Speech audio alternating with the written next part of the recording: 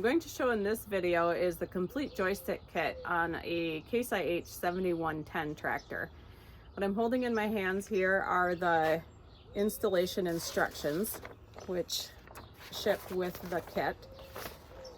And then in the video, I'm going to show each of the components up close, along with an explanation of how they are installed.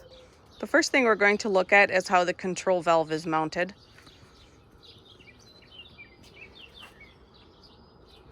The kit came with this bracket for mounting the valve, but what would have happened is it would have been bolted on here, and then that would have just been too low.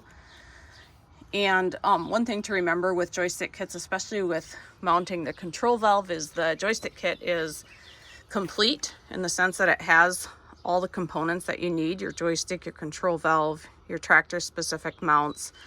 But when mounting the valve especially, sometimes the bracket does need to be modified.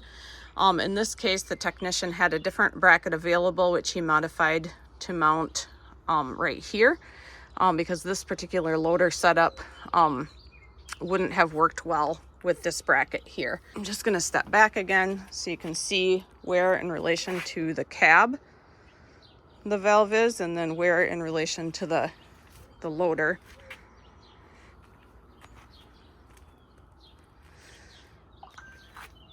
And then this valve is designed to work with the load sense setup of the 7110. And so just pointing out where the three different ports are. This is going to be the pressure hose coming in on the side here. This on the top here is the return. And then this smaller hose here coming into this side port is the load sense. Moving from the valve back to the Power Beyond block, we're just going to follow the pressure return and load sense lines. And then they come up to the Power Beyond block, which is installed here. What I'm holding in my hand here is the part that is taken off when you put on the Power Beyond block over there.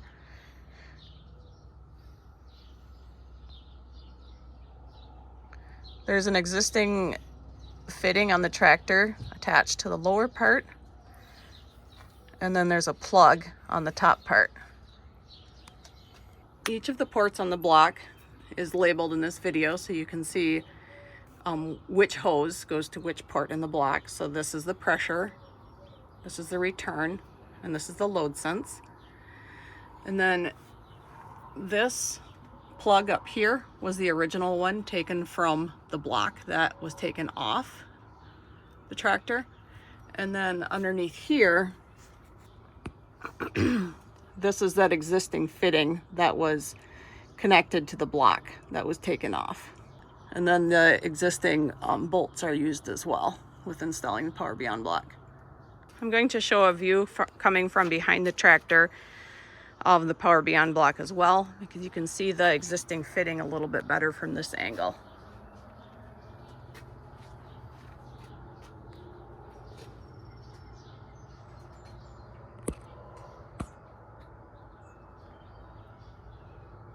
Okay, so we're back to the valve, and now I'm going to take a look at the lines running from the control valve up to the steel lines on the loader. So included in the kit are the quick couplers. They're Pioneer style. You've got your dust caps, which are also included in the kit, and then the hoses, which are running up to the steel lines on the loader. So these hoses running from the valve to the loader steel lines are included in the kit. In this particular case, the hoses were about 6 to 7 feet long, and so the technician did modify the hoses so that they would be shorter. So that's one thing to be aware of with the joystick kit, is sometimes the length of the hoses going up to the loader, depending on which loader it is, does need to be changed. And then sometimes the fittings too, with where the hoses connect to the steel lines, needs to be adjusted. The ones that are included in our kit have the JIC style fittings. To explain the control valve itself a little bit better, this is a 3-function valve. Our kit comes as either a 3-function or a 2-function kit.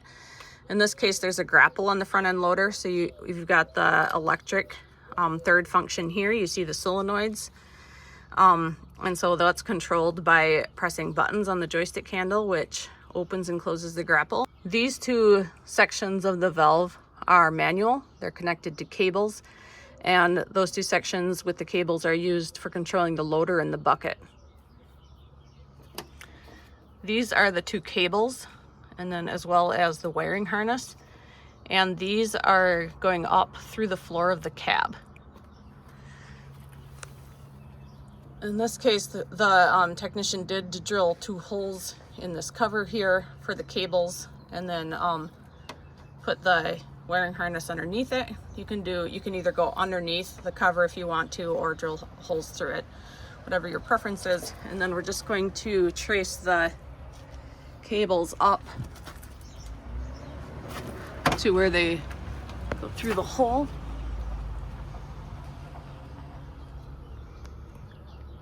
So there's an existing hole in the floor here. A plate had been removed. And there's that bolt there. You can see that's part of the joystick bracket, which is also mounted to the floor of the cab. Now I'm going to take a look at the joystick mounted inside the cab.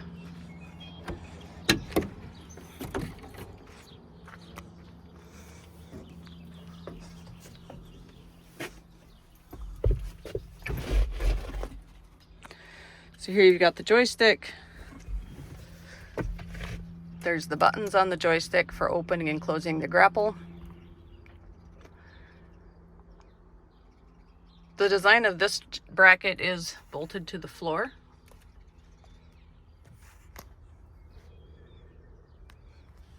And then, as you can see,